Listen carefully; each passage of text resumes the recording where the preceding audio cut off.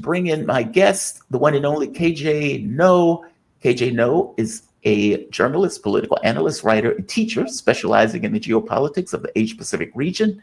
KJ, I apologize for the wait. I'm really sorry. Todd got here a little bit late, and I was trying to let him finish his final thought. I apologize, KJ. Thank you for joining me, man. Not a problem. Pleasure to be with you. Oh, man, it's always a pleasure to have you. One of the things that made me think about you was Donald Trump apparently had a conversation with Xi Jinping. Now, he is supposed to be having a conversation with Putin, I guess, once he gets inaugurated. But for whatever reason, he had that conversation with Xi Jinping. And one of the things that he put out on his Truth Social after that conversation was this. He said, just spoke with Chairman Xi Jinping of China. The call was a very good one for both China and the United States. It is my expectation that we will solve many problems together, and starting immediately, we discussed balancing trade, fentanyl, Tik Tok, and many other subjects. President Xi and I will do everything possible to make the world more peaceful and safe. Now, again, it's one thing to say it, it's another thing to do it. But I do appreciate this take right off the bat as he gets into office. Give me your thoughts about this. Has there been a readout of this call in China by chance? Yes, there has been a Chinese readout, and the Chinese have said that they congratulated Donald Trump. They pushed for improved ties and dialogue, and that they request that the U.S. respect each other's core interests and major concerns, and to find a proper solution, and that conflict should not be an option for the two countries. So all of that is pretty much boilerplate. But what is interesting is that Trump described their dialogue in very, very positive terms. And if you have watched these different readouts as long as I have, this is really quite impressive. It really, is quite unusual, because if you had Biden and Trump talking, immediately you would see 180-degree difference between their readouts. The US would usually put out a Kremlin bunker type telegram, which says almost nothing. And they always throw in, we told them, we, kind of put them in their place about human rights and their violations of, whatever we imagine them to be, violating. And then the Chinese would say, we had a serious talk, et cetera, et cetera. We brought up these issues.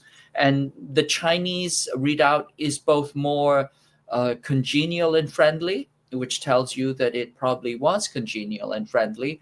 And the US readout is not this, Kremlin bunker hostile telegram that we're used to seeing. So there is something which is shifting, at least on the level of dialogue. And as long as politicians keep talking to each other, this is a good sign.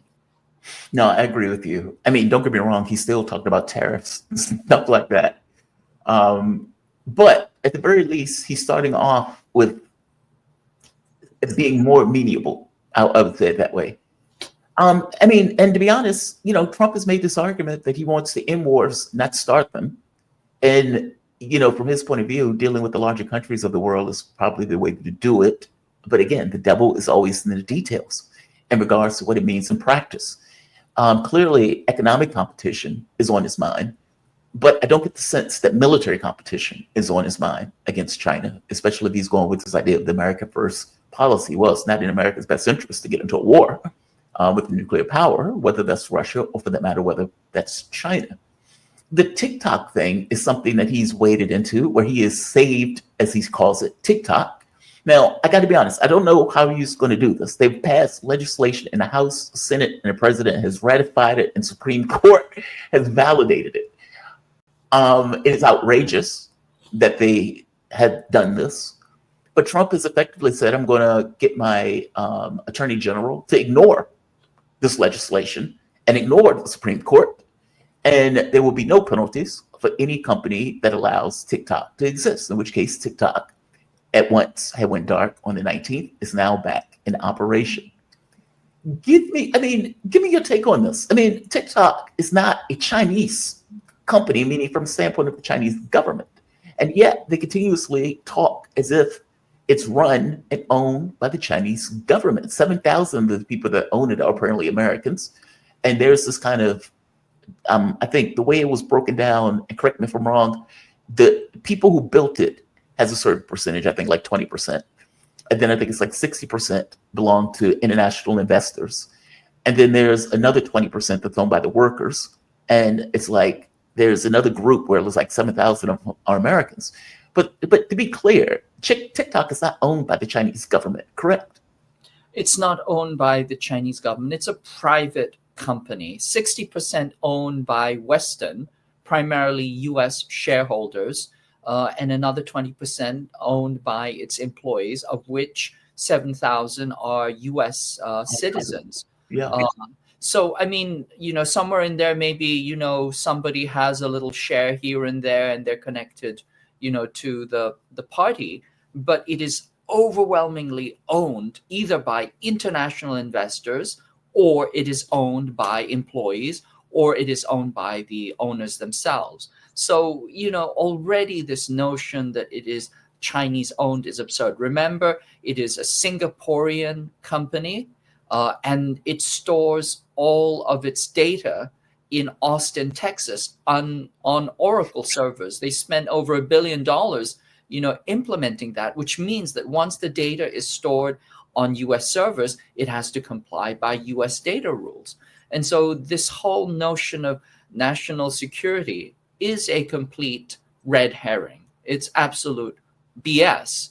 But what it really is about is it's two things. One is the US does not want any competitors. Mark Zuckerberg does not want a competitor. And so he lobbied, spent millions of dollars trying to get them to destroy, ban, or sell TikTok. And so this is the dirtbag Silicon Valley tech bro class, which simply cannot meet in the marketplace and compete fairly. And so they have to do this kind of underhanded legislative dirty deal. So, and then the second piece of it is that it also has to do with narrative control. The empire has to control the narrative. That's how it, brainwashes, indoctrinates everybody, keeps you in the dark and fed a constant diet of, BS, it's the mushroom theory, right? Keep them in the dark and feed them shit all the time, right? Yeah.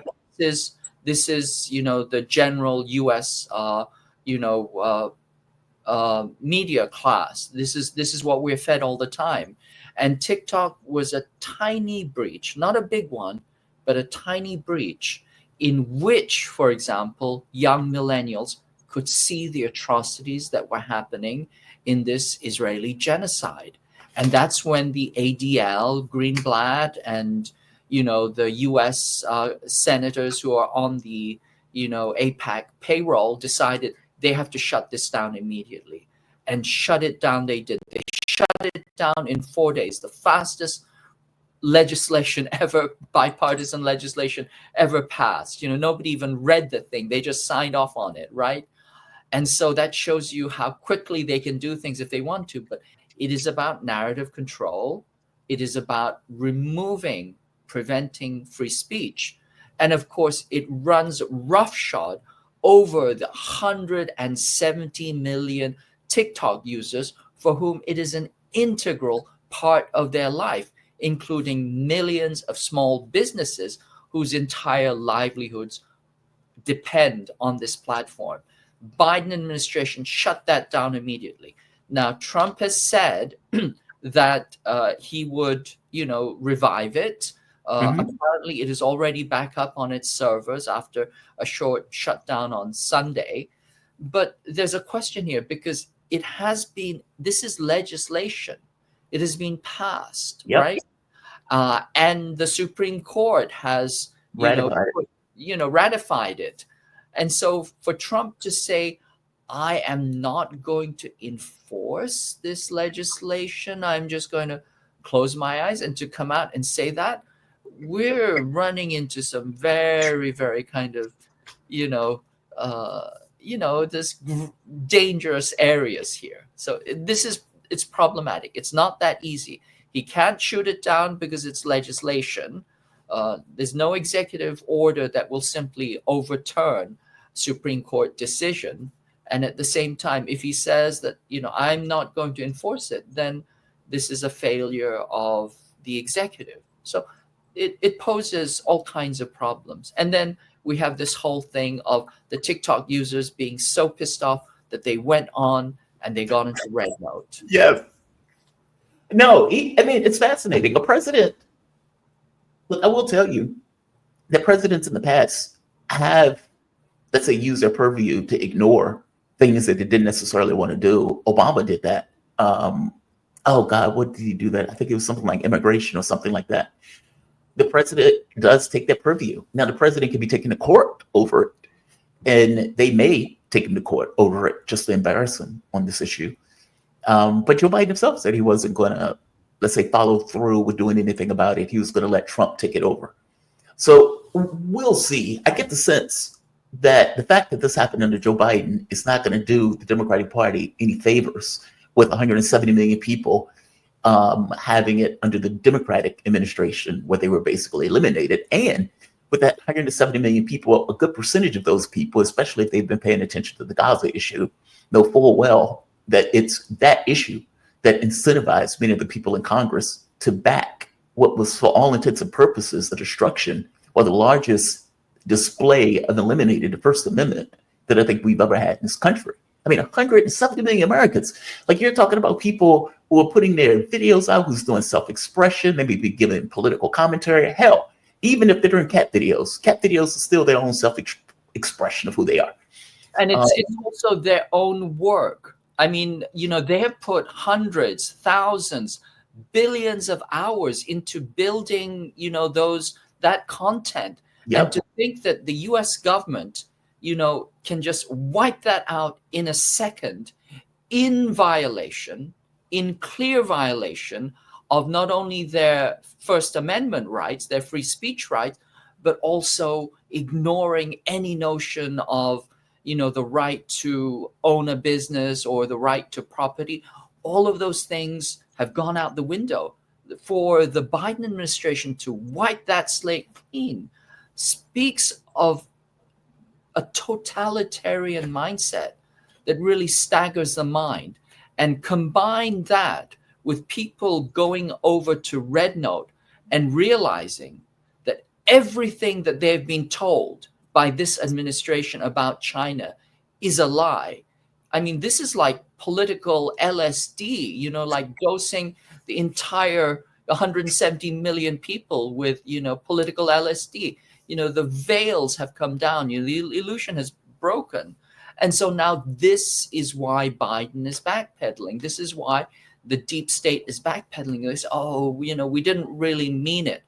Because we know that if people get onto Red Note, they will see everything that we have been trying to hide from them. Oh, I love it. I love that part. When people are like, wait a minute, that's all you pay for healthcare?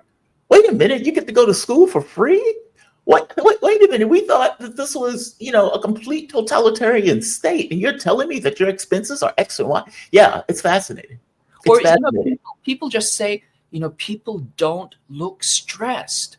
They Yes. don't look repressed. Now, And by the way, they agree with their government. Like, that's the other mind-blowing part. Because in the United States, from our take, or at the very least the take that's given, the Chinese people are forced to do what they do. They don't just agree with their government. And any poll that comes out showing they agree with their government is obviously a dodgy poll. I mean, these people are clearly like robots. And you're like, well, wait a minute. No, they're just people. And their government just so happen to be competent, and people recognize their government as competent. And so they agree with that government that's competent. And I was pointing this out today. CNN has this poll out of how the Americans feel about the US government and the leadership of that government. These numbers are astonishing. So you get 75% of Democrats that are disappointed in the government, 67% of Republicans are disappointed, 70% of Democrats are frustrated with the government, 65% of Republicans are frustrated, 55% are burnt out for Democrats, 40% Republicans, 46% of Democrats are angry at the government. 37% of Republicans are angry at the government. And then you get into the positive parts. 10% are optimistic. 10%. And then when you get to proud, that number is in single digits. I think it says 5% for Democrats, 7% of Republicans. Inspired. Again, that's like, I guess that's 6% of Democrats are inspired by their government, 9% of Republicans. Those numbers are abominable. And you have to question, like, a government with a population is that pissed off.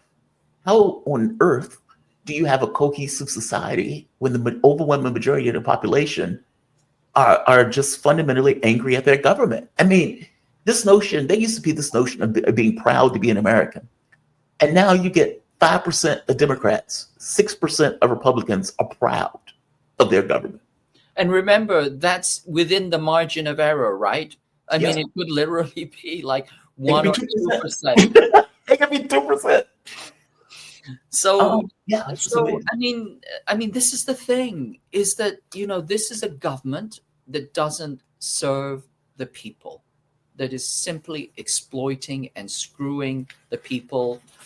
From 50 Ways to Tuesday. I mean, I'm just thinking this young woman called Indigo Dahlia on TikTok, Yeah. and this, she has this really kind of heartfelt rant, if you will. She says, "What do you mean that it didn't have to be like this?" And she's talking about the ways in which she needs to spend all her money on groceries, that she can't afford anything. She doesn't have time to spend with her children. She says, Mhm. I did everything right. I did everything I was supposed to. And I've spent so much of my life scraping by. It didn't have to be like this. I'm so angry. Yeah. She talks about her white hot rage. I think she speaks for millions, tens of millions of people, 70% of the US population who are living hand to mouth. And they see that in China, they have a completely different system.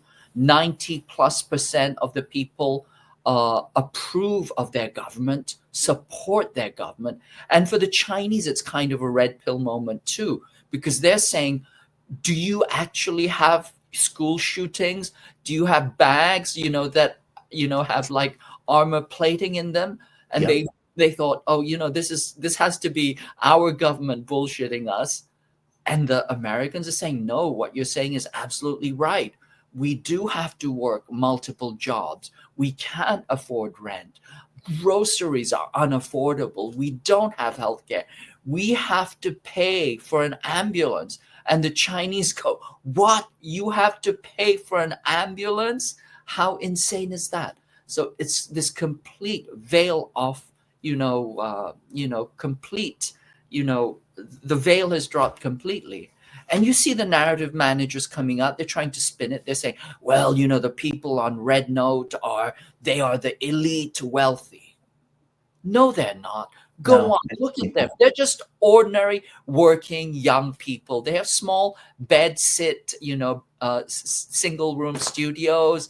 They're just doing their ordinary stuff, but yet their lives are so much better. And the thing to understand, if those are the wealthy elites in China, there are at least 300 million wealthy elites. There's 300 million Chinese on Red Note, 70% of whom are women. So Yeah. assume that there are at least 500 million wealthy elites in China. Just astonishing. I got to tell you, the thing that red pilled me was, I think it was during the Sanders run. And, it was kind of like that woman who was doing her commentary that you pointed out. It's like, you struggle for so long and it didn't need to be that way. Like, meaning our world, our system, our government, the way we organize our economy, none of this stuff needs to be this way. There's nothing like God made this so. It was people who effectively made it to their advantage. And then it got worse and worse and worse because the rich were able to, let's say, get more and more of the political system, especially when it seems like Democrats got into their mind that they were demographically a lock. Like there was this notion that Republicans can't win the popular vote going forward. And the moment that you get that into your mind, that we have a demographic lock, we're going to get the Hispanics, we're going to get the Blacks, we're going to get the women, we're going to get the Muslim community. The Republican can never win, or at the very least can never win the popular vote. And you find that to be false. You found it to be false. But in their mind, in their self-conception, well, we don't have to push. We don't have to work to the benefit of the American public. And especially when you get this notion of having two parties, where you can kind of game the system of bouncing and sloshing back like water, and the public has no out. It just goes back and forth, with neither political party really doing anything to best interest of the public in regards to bills or healthcare or education. I mean, hell, Republicans are talking about getting rid of the Department of Education while bashing Americans, saying that they're not bright enough to do these kind of tech jobs. And so you look at China, or you look at some other country, it's infuriating. I remember when I was in Europe, I was getting healthcare in various countries of Europe. And I remember they would tell me place after place, I can't believe you guys do healthcare like that. Like, I can't believe that you would put people in debt or bankruptcy over something that all of you at some point are going to have to confront. It's a political issue. And yet there's no political space to do anything real about it. You got Obamacare, which is unfortunately a shitty solution. And so just wow to me. That's all. And I'm glad those Americans are bumping their heads on it. And rage is the appropriate response. It should be angry. You have struggled when it shouldn't, or the political system didn't need to be oriented in that way. And they're seeing, whether they agree with the political system or not, they're seeing a difference, and they're seeing people who actually respect and believe their government is competent in a way that we don't. So, good. Exactly. And the government is competent because it believes in performance. It believes in delivering the goods for its people. It believes in raising common prosperity. Let me just give you one more example. The Chinese manufacturing wage since 1980 has risen 180-fold. 140-fold. It's increased 140 times. Okay. And during that same period, the US manufacturing wage has increased maybe 3, maybe 4 times. I don't know that it's even kept, constant with inflation. And so look at that. Look at that distinction.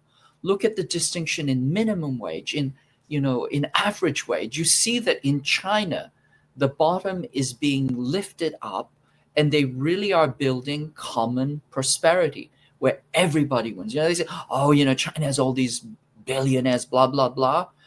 They're building common prosperity. The bottom is coming up. And that's why you see ordinary, young, working class kids doing their first job, having good lives, having creative lives, being able to afford the good things in life, and looking happy and satisfied, not these downtrodden zombie, oppressed, robots that they're supposed to be. That in and of itself cannot be unseen.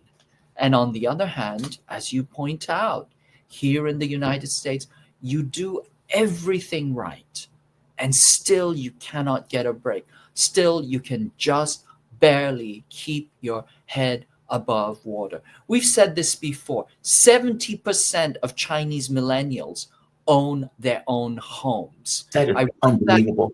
I wrote that. I can't fathom that. Even with a decent job, I can't fathom that. 93% of Chinese own their own home outright without a loan, and 70% of millennials do.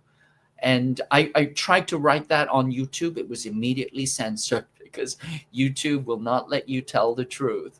But, this is how do they do that? How do they do that? I guess that's the most straightforward question. Well, the first thing is that when you get out of college, you're not saddled with $100,000 worth of debt. You do not have any student debt. So already you're starting out from a much, much more comfortable place. And then the second piece is that, of course, families come together, they help each other, having a house is important. But the other thing to understand, this is very important to understand, the Chinese do not have generational wealth, because 40 years ago, everybody was poor. It's not like you have rich parents who just throwing money at their kids and all of a sudden, voila. The US has generations and generations of extraordinary wealth, right? They pass it down. This is what Thomas Piketty showed with his book on capital, that the wealth of the ruling class is simply inherited. In China, when you look at young people, millennials, or their parents, these are people who have made their wealth through their hard work, with the help of a system that has brought them all up. So people say, oh, they just had rich parents, the rich parents threw money at them. No, the Chinese don't have generational wealth. I mean, this new generation may, but the generation just before did not have any generational wealth. How is it that they own their houses? It's very simple. In 1949, the Chinese did land reform. They gave everybody property. That's the difference. Are you? God, KJ, this is so infuriating to me, because for my take, if the U.S. government did two things: one, ensure that everybody has health care, and ensure everybody has education, that would be astonishing in regards to productivity and growth. Because at the very least, you allow any person who wants to get an education to get one without saddling them with, tens, $20,000, $30,000 on the low end on their backs. Like, you're effectively putting $50,000 on a kid's back at a time where that kid, it's like, hey, you're 17 years old. I need you to sign this contract that you're going to be paying for the next 50 years. Okay, that is so malicious. And it's such a barrier. Like, it's almost like you put a tax on something you don't want people to do. That's almost like putting a tax on education when you're in a political system, or let's say a global system, that requires that education to even compete with other countries, just to tread water, just to stay even. You require a certain amount of people to be able to go to school, especially in these tech fields and everything else, as opposed to putting a $50,000 tax on them to get that education. That stuff is beneficial to the country as a whole. And for healthcare, again, same thing. Because you can put people in a donut hole. Like for me, for example, at 17 years old with end-stage renal failure. And it's like, okay, so what do you do with this? You can't get a job at 17 that's going to be able to pay for healthcare or for education or any of that stuff. And so you're stuck saying, okay, I have to take Medicare and Medicaid, which means I can't work, because any job that you get is immediately going to take you out of being eligible for the healthcare. And so it's like, okay, how do you square the circle? There is no way to square that circle. You're either stuck in poverty for the rest of your life, or you're going to push extremely hard where you may end up like defaulting, where you owe the government money just because you're just trying to basically tread water. Like it's an unenviable position. It sucks as a position to be in, as opposed to healthcare, education, when you allow that person who's ill to continue to work, where they can still pay for themselves, get their education. It's a completely different model and a completely different operation, where you would, rip the chains off of productivity. We don't do that. In our system, somebody always has to get a buck, even when it's at the expense of a child. And it's so unfortunate. And so I'm glad that people are getting red pill at red door on the application. No, I'm God bless them. God bless them. Absolutely. God bless them. And, may more people see and realize and understand that deep change has to happen. But, going back to your, description of the system, it is an inhuman system. It's like you could develop individuals so that you can develop society so that everybody can benefit. This is the whole notion of win-win, of creating public goods.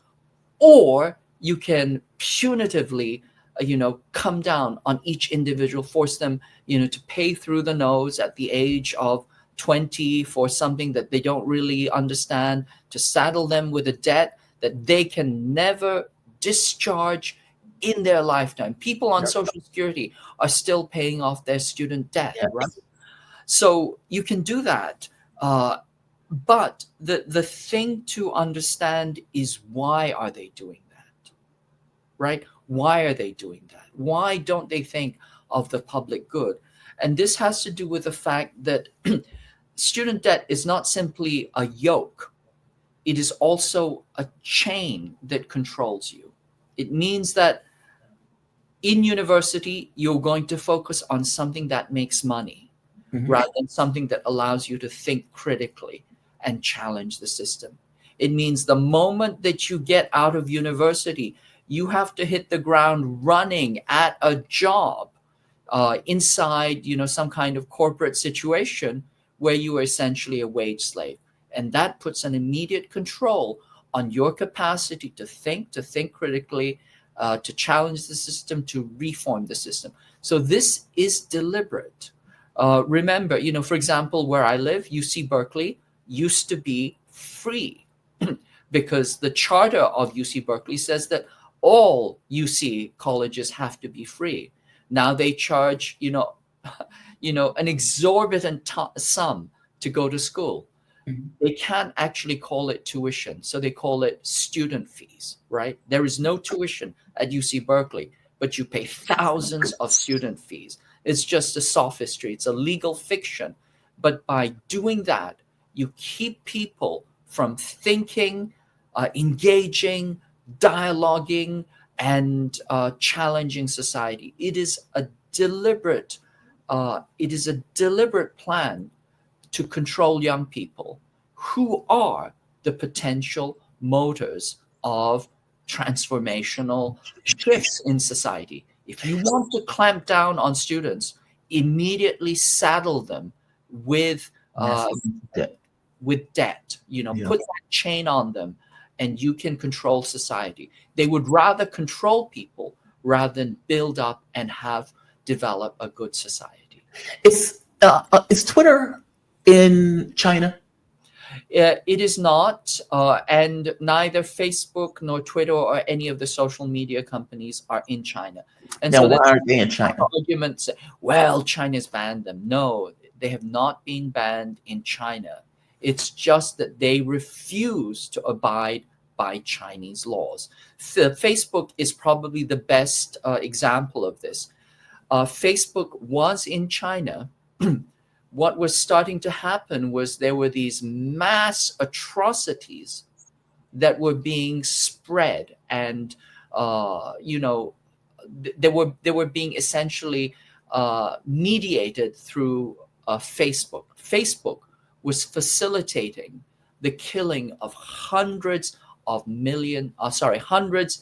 innocent Chinese. These were the kind of the Islamic extremists that were these were horrific events. Hundreds of people stabbed to death in public events. Cars driving through. The key medium through which this was propagated was through Facebook. And the Chinese government said, you need to shut these accounts down. You need to stop this. This is intolerable. And what did Mark Zuckerberg say? He said, F you. We do what we want. And that's when the Chinese said, no, this is our country. When in Rome, do as the Romans do. You need to follow our rules. And that's when Twitter packed up its bags and left. Okay. Now, there is Joe Biden, when he told Facebook to stop doing this, don't put this on, shadow ban this, Zuckerberg did. They shadow banned it immediately, right? Yeah.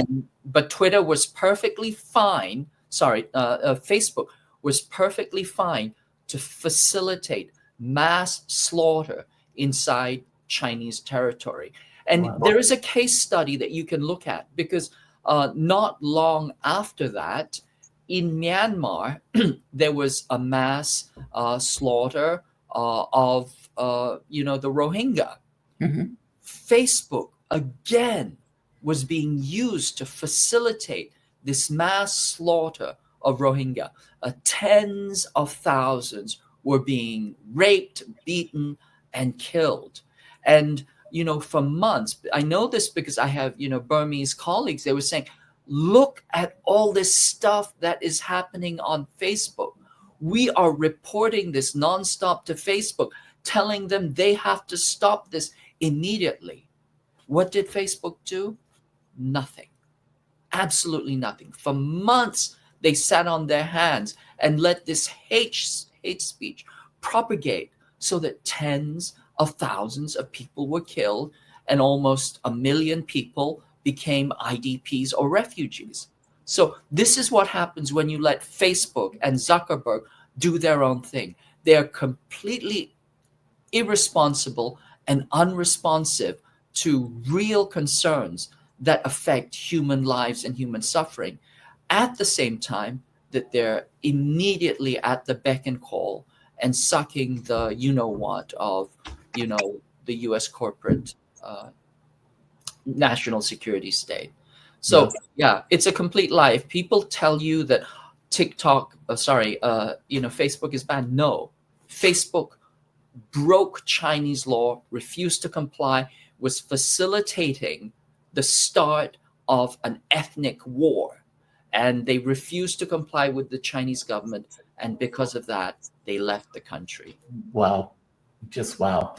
KJ, man, I always appreciate you. Thank you for this. I wanted to go a little bit long because it was such a short thing going into the clock. So thank you for staying with me and talking with me about this. This is fascinating to me. And, I hope that every person that left TikTok and went to Red Door does get that kind of red pill where they realize this government doesn't have to be this way. This country doesn't have to be this way. We can also have nice things. And somehow find a way to politically push for that. So thank you for this. I appreciate you giving us a breakdown of, what it's actually like in China, as opposed to just getting this kind of propaganda of what it's like. And honestly, I also hope that Donald Trump follows through with this kind of willingness to work for world peace and world prosperity that he was apparently talking to Xi Jinping about. So I do too, absolutely. And we're being red pilled not simply into what is possible in China, what is the case in China, but what is also possible for the United States. agreed. If we had good Yeah. luck. Oh, I have to ask you something real quick. There was a report that China was trying to put satellite mirrors in space in order to reflect energy back to the planet. This was something that scientists have been talking about for years as a potential of energy harnessing. Effectively, if you put these things in space, you can get sunlight 24/7, and you can drop a massive amount of energy, almost like in a beam, like a microwave beam, to the planet in order to receive that energy and use it for other sources. Is that true? Is that something that China is talking about doing? Yes, they call it the seven gorges in the sky. Yes, they're working on it, as well as God, man, why can't we do those things? Like, if you were looking for something to spend money on, fossil fuel, because our legislators are addicted to fossil fuel, because the fossil fuel companies have them by the short hairs. and just so the audience know what we're talking about. So scientists were in thinking about energy production, basically, how do you get energy for the country or for the world? One thought was putting mirrors in space and using those mirrors to effectively get the sunlight without having to deal with an atmosphere and beam that energy in like a microwave beam or something like that to a station on Earth that can effectively use that energy and harness it in various ways. And they were talking about the amount of energy is astonishing, like just massive amounts of energy that they are able to pull from something like this. And you think to yourself, they've been talking about this for like 50 years, that they knew that they had the capability of doing this. Material science has gotten to the point where they can pull it off. And that doesn't get talked about, doesn't get discussed. And it seems like China is thinking of all of this stuff they do, putting bases on the moon, doing stuff like this, missions of space stations, all of that stuff. And we seem to be flat-footed in this country, with the overwhelming majority of the country hating our political class. AJ, man, thanks for this. I appreciate you, man. You have a good one. Thank you. Always a pleasure. All right, be safe, man.